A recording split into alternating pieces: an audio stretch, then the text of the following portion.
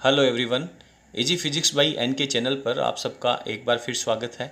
आज का जो अपना टॉपिक है, दो समांतर धारावाही चालक तारों के मध्य चुंबकीय बल। बहुत महत्वपूर्ण टॉपिक है और इस चैप्टर में अब तक जितने फंडामेंटल्स यूज हुए हैं उन सभी फंडामेंटल्स का अपन उपयोग करेंगे। तो आप लोगों के लिए मेरा सजेशन ये है कि इससे पहले की जितनी वीडियोस टॉपिक्स हम बना चुके हैं, तैयार कर चुके हैं, उन सब को आप तैयार करें। उसके बाद में ही आप इस वीडियो को देखें, तभी आपको ये टॉपिक समझ में आएगा। अन्यथा टाइम और एनर्जी ख़राब होनी है, क्योंकि इसके अंदर कौन कौन से फंडामेंटल्स लगने हैं मैं पहले क्लियर कर दूं। बायो सावर्ट नियम में आपने पढ़ा है कि यदि इस चालक तार के अंदर विद्युत धारा प्रवाहित की जाए तो इसके चारों तरफ चुंबकीय क्षेत्र उत्पन्न हो जाता है। तो इसके लिए आपको बायो सावर्ट नियम पढ़ना होगा।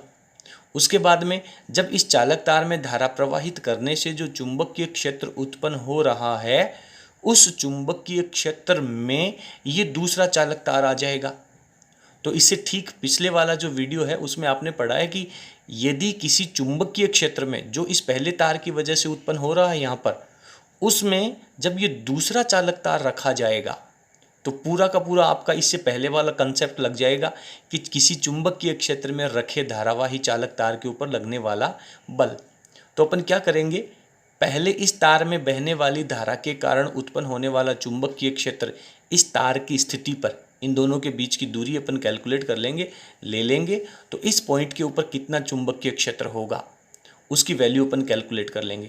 चूंकि ये जो वायर है वो इस तार के समांतर रखा हुआ है, तो इस तार के हर एक बराबर दूरी पर हर एक पर्टिकुलर पॉइंट के ऊपर समान चुंबकीय क्षेत्र होगा।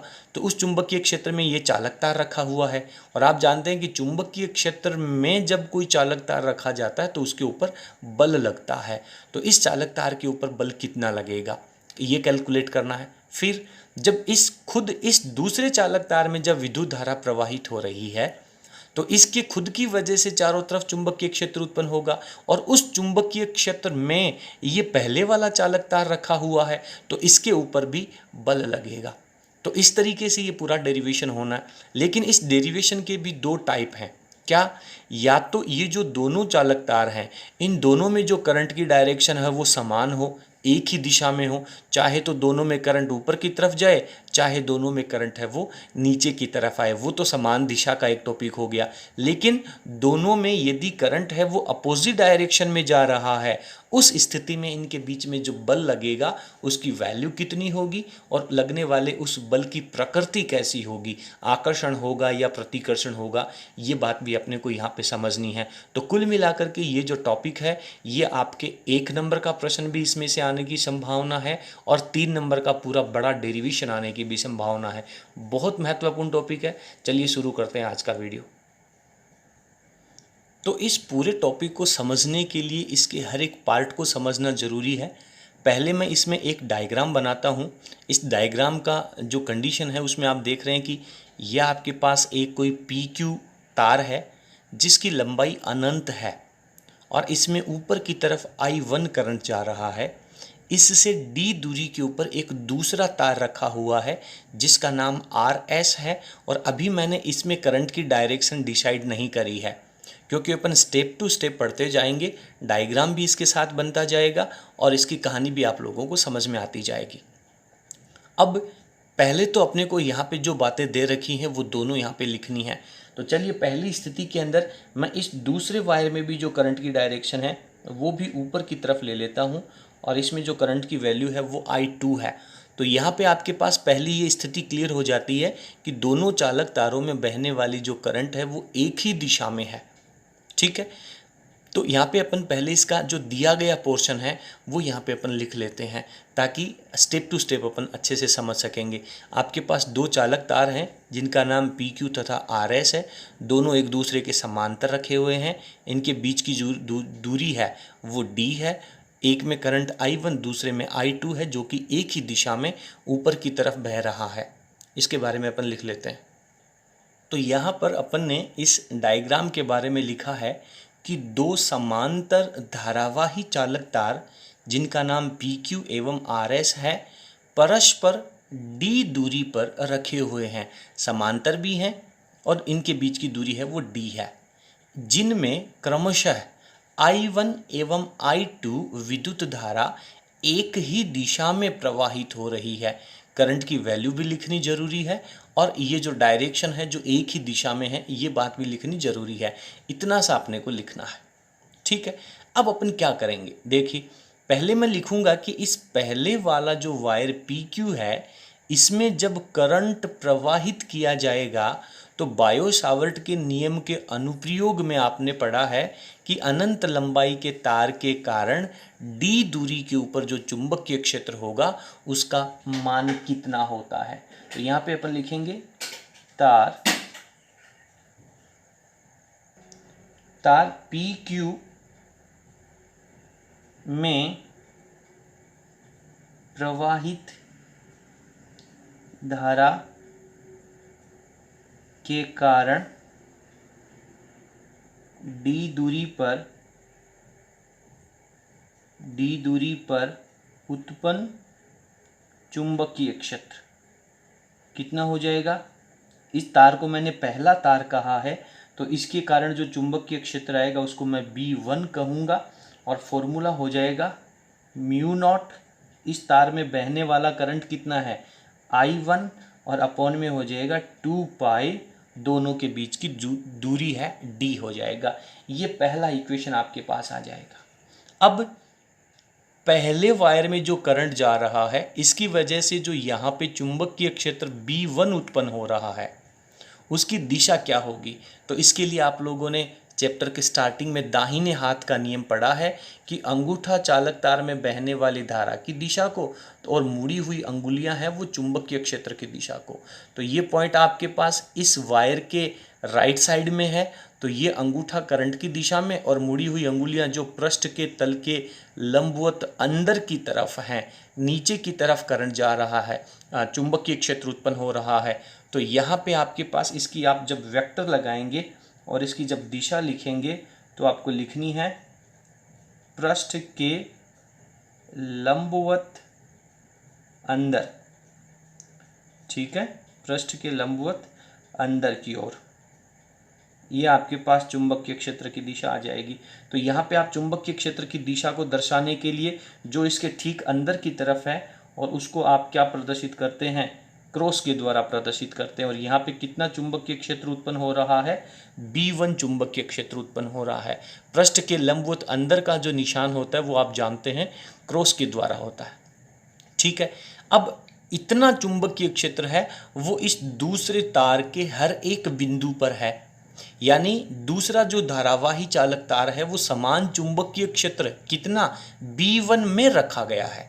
और अभी आपने इससे ठीक पहले वाले टॉपिक में पढ़ा था कि समान चुंबकीय क्षेत्र में जब कोई धारावाही चालक तार रखा जाता है तो उसके ऊपर बल लगता है। फॉर्मूला होता है I L vector cross B vector, ठीक है। तो उसको अपन समझते हैं। तो अब अपन लिखेंगे कि पहले तार के कारण जो चुंबकीय क्षेत्र B1 उत्पन्न हो रहा है उस B1 में दूसरा धारावाही तार I2 रखा गया है, तो उसके ऊपर लगने वाला बल कितना होगा। अब इसमें आप कहेंगे कि सर हमें तो इस तार की लंबाई भी चाहिए होती है और इस तार की लंबाई तो अनंत दे रखी है, तो क्या करें। तो आपको करना क्या है कि इस तार का एक लंबाई अल्पांश टुकड़ा डेल्टा L वेक्टर मान लेना है और उस डेल्टा L वेक्टर की अपने को कल्पना करनी है। तो अपन लिखते हैं तार RS पर लंबाई अल्पांश, अब तार दूसरे नंबर का है तो लंबाई अल्पांश को तो अपन डेल्टा L से कहते हैं, लेकिन इसकी जो लंबाई अल्पांश है इसको अपन दूसरे तार के लिए डेल्टा L2 कह देते हैं और उसके ऊपर अपन वेक्टर लगाएंगे। वेक्टर जो है वो करंट की डायरेक्शन में होगा, तो लंबाई अल्पांश डेल्टा L2 पर चुंबकीय बल, ये बात में तो आप सहमत हैं कि चुंबकीय बल तो लगेगा। क्यों? क्योंकि यहाँ पे चुंबकीय क्षेत्र है, एक ऐसा चालक तार रखा हुआ है जिसमें करंट प्रवाहित हो रहा है, तो दूसरे तार के ऊपर जो लगने वाला बल है कितनी लंबाई पर, डेल्टा L2 पर, तो इसका जो फोर्स होगा उसको मैं F2 कह देता हूँ और लंबाई इसकी डेल्टा है तो इस बल को भी मैं डेल्टा F2 कह देता हूँ। वेक्टर फॉर्म में लिखना है। चुंबकीय बल का फॉर्मूला आप जानते हो क्या सर, करंट कितना जा रहा है दूसरे तार में, I2 इंटू लंबाई डेल्टा L2 का वेक्टर क्रॉस कितना चुंबकीय क्षेत्र है यहाँ पर, सर B1 वेक्टर चुंबकीय क्षेत्र है, उसकी वैल्यू अपन यहाँ पे लिख देंगे। ठीक है, चलिए अब अपन क्या करेंगे, इसके परिमाण की यदि अपन बात करें तो आपके पास चुंबकीय क्षेत्र तो पृष्ठ के लंबवत अंदर की तरफ है। अभी आप लोगों ने फ्लेमिंग के बाएं हाथ का नियम पढ़ा है, तो फ्लेमिंग के बाएं हाथ के नियम का प्रयोग कीजिए। तो फ्लेमिंग का बाएं हाथ का नियम कहता है कि ये जो आपके पास तर्जनी है इसको आप चुंबकीय क्षेत्र की दिशा में रख दीजिए, तो पृष्ठ के तल के लंबवत अंदर की तरफ जानी चाहिए। पहले आप इसको चुंबकीय क्षेत्र की दिशा में रख दें। अब दूसरी आपके पास ये जो मध्यमा है इसको आप करंट की डायरेक्शन में लेके जाएं। तो पहले मैंने चुंबकीय क्षेत्र की दिशा में रखा और फिर इसको घुमाते हुए लेके चला गया मैं किसकी डायरेक्शन में, करंट की डायरेक्शन में। तो ये मेरे पास करंट की डायरेक्शन हो जाती है। जो करंट मेरे पास किधर की तरफ जा रहा है, ऊपर की तरफ जा रहा है, ये स्थिति हो जाती है। तो अब आपके पास बल की दिशा आ जाएगी।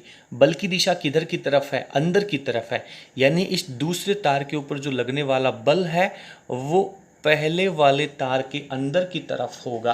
तो यहाँ पे मैं कह देता हूँ बल की जो दिशा है, इसके ऊपर लगने वाला जो बल है इसे अपन कहते हैं F। कौन से वायर के ऊपर लग रहा है, दूसरे पर। किसकी वजह से लग रहा है, पहले वाले की वजह से लग रहा है। ये आपके पास स्थिति हो जाएगी, बल की दिशा हो जाएगी F21। ठीक है, तो इसको मैं F21 कह देता हूँ। तो F21 वेक्टर की जो वैल्यू है वो आपके पास ये हो जाएगी। अच्छा, करंट लंबाई की डायरेक्शन ऊपर की तरफ है और चुंबकीय क्षेत्र की जो दिशा है वो पृष्ठ के तल के लंबवत अंदर की तरफ है। ये क्रॉस का चिन्ह आप देख पा रहे हैं। तो इन दोनों के बीच में एंगल कितना है, सर 90 डिग्री का है।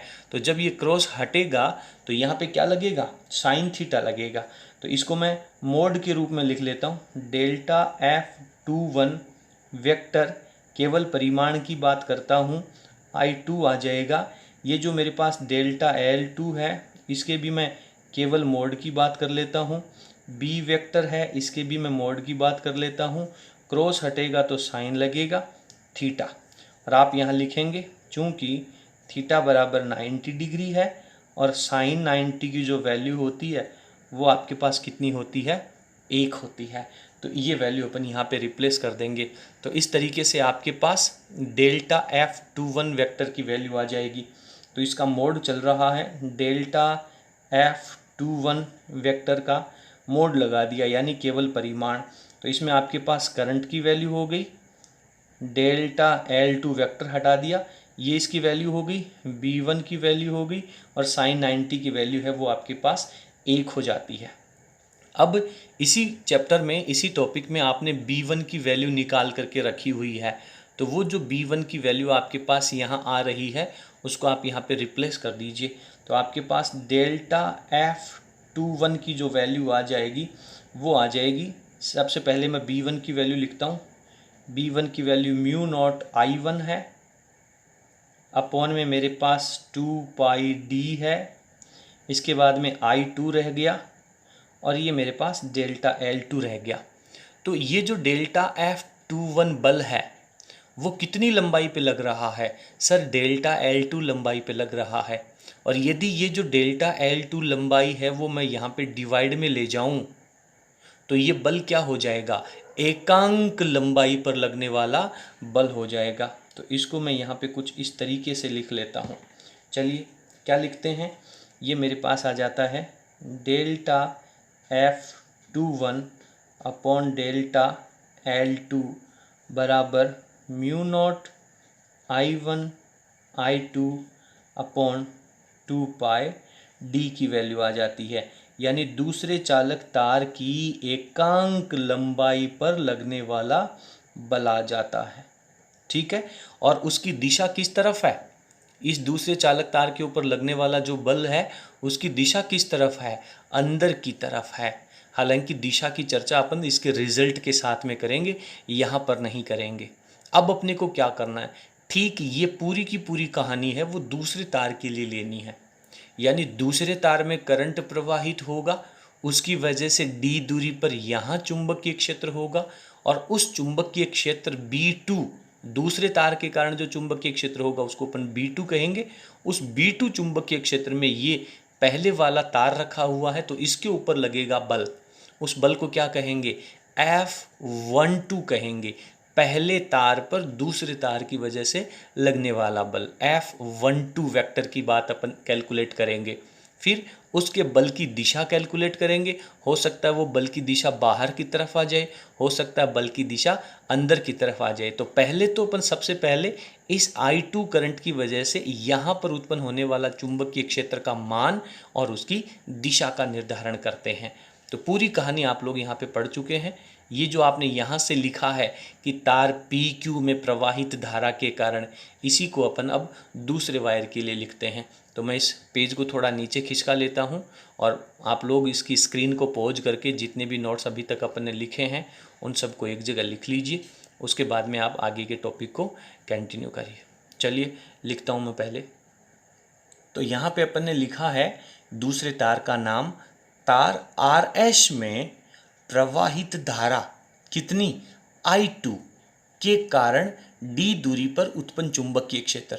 जो दूसरा तार RS है वो भी अनंत लंबाई का है और उससे भी D दूरी पर उत्पन्न होने वाला जो चुंबकीय क्षेत्र है उसका फॉर्मूला भी अपन बायो-सावर्ट का जो अनुप्रयोग है उसके अनुसार लिख सकते हैं। तो इसके चुंबकीय क्षेत्र को अपन नाम देंगे B2, वेक्टर लगाएंगे। फॉर्मूला क्या हो जाएगा, म्यू नॉट, इस तार में बहने वाला करंट I2 है बटा में 2 पाई और बीच की दूरी D है। अब बात करते हैं अपन चुंबकीय क्षेत्र की दिशा की। तो दूसरा जो वायर है उसमें भी करंट ऊपर की तरफ जा रहा है और पहला वायर है वो इसके लेफ्ट हैंड साइड की तरफ है। तो दूसरे तार में जब करंट जाएगा तो पहले तार के ऊपर जो चुंबकीय क्षेत्र की दिशा होगी वो मुड़ी हुई अंगुलियों की दिशा में यानी आपकी तरफ आ रही है, यानी पृष्ठ के लंबवत बाहर की तरफ हो जाएगा।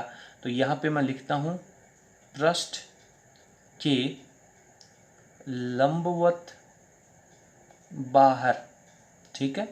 और जिस तरीके से आप लोगों ने B1 लिखा था उसी तरीके से उस तार के ऊपर अपन B2 लगा देंगे और उसकी जगह डॉट लगा देंगे।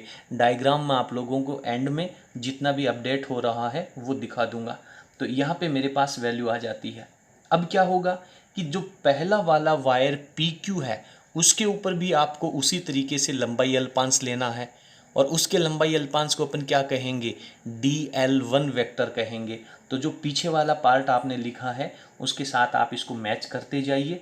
तो यहाँ पे लिखेंगे अपन तार PQ पर लंबाई अल्पांश कितना लेना है, लंबाई अल्पांश इसको कह देता हूँ मैं डेल्टा L1 वेक्टर।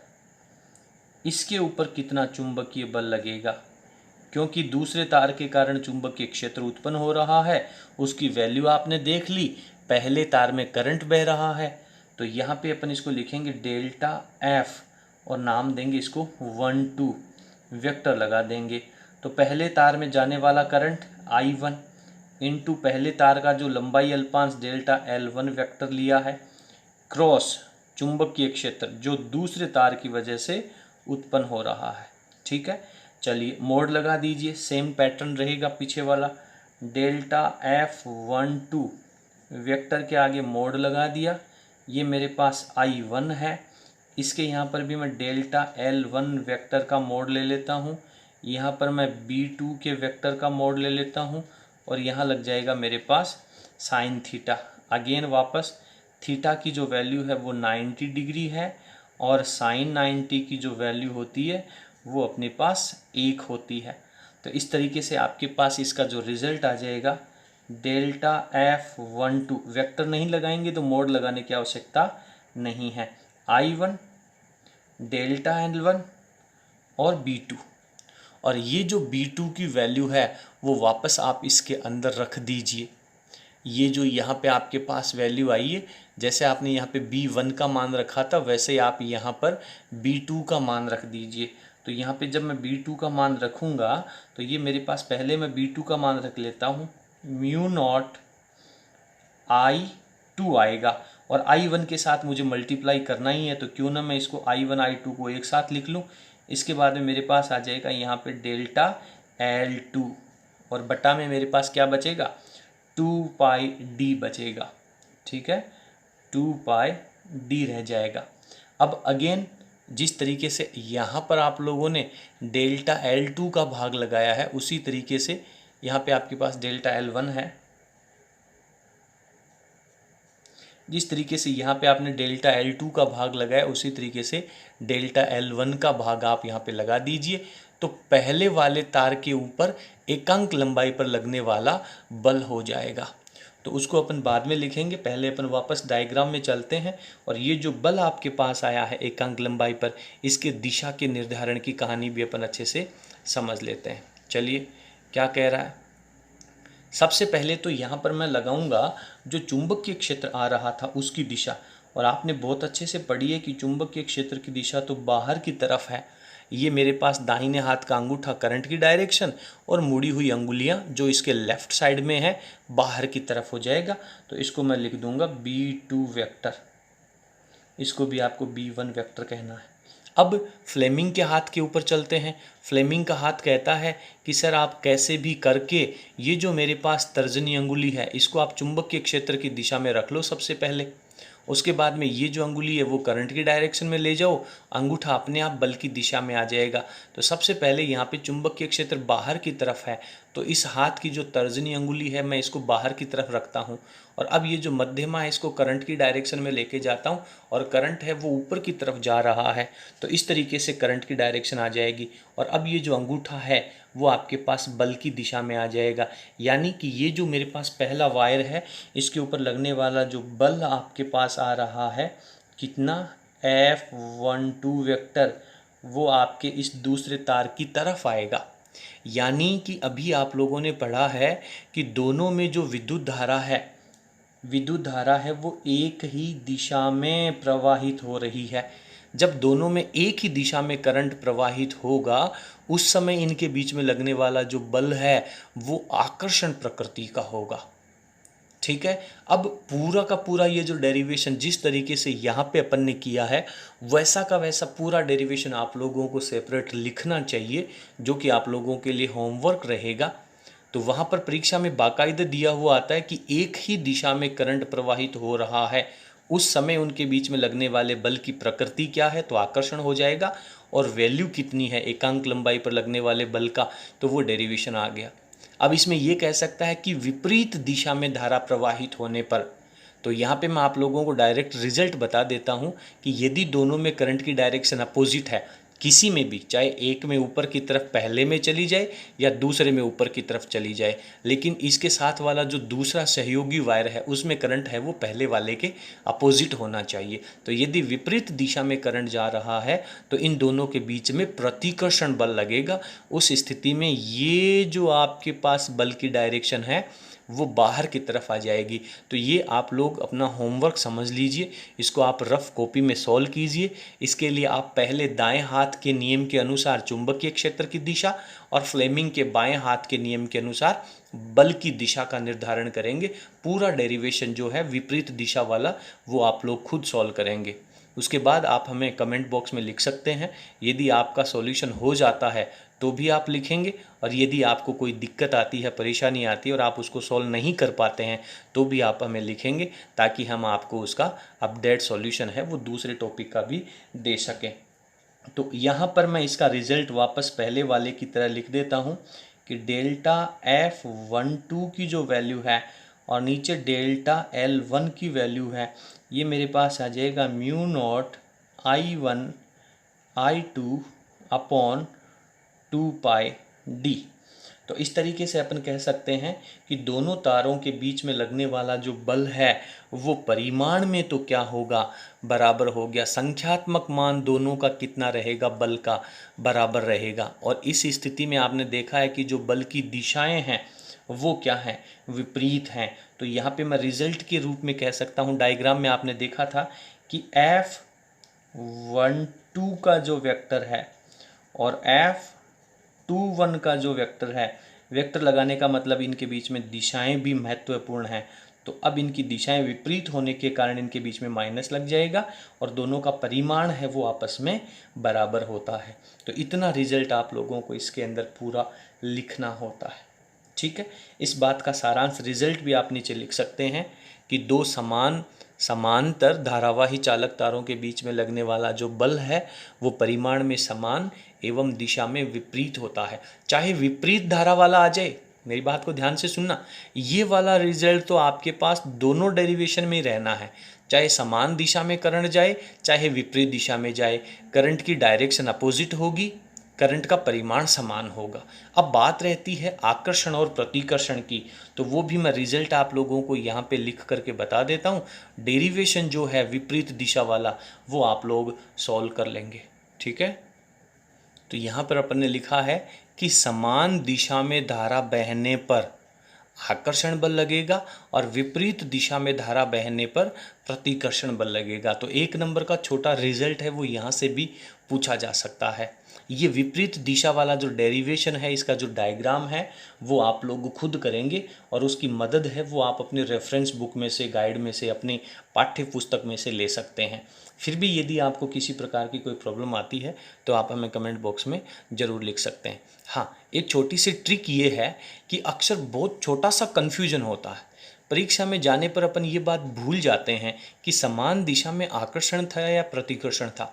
तो इसके लिए अपन ये समझते हैं कि आप पहले चैप्टर में चलिए और पहले चैप्टर में आपने पढ़ा है कि समान प्रकृति के आवेश जब रखे होते हैं तो उनके बीच में प्रतिकर्षण बल होता है और विपरीत प्रकृति के जो आवेश होते हैं उनके बीच में आकर्षण बल होता है। ये बात आप लोगों को याद रखने की आवश्यकता नहीं है। लेकिन होता क्या है, जैसे जैसे बच्चा बड़ा होता जाता है, जैसे आप पहले चैप्टर में थे अब आप 7वें चैप्टर में आ गए, तो जब वो थोड़ा सा बड़ा हो जाता है तो फिर माँ बाप का कहना नहीं मानता, विपरीत चलता है। तो ठीक ये स्थिति यहाँ पे आती है।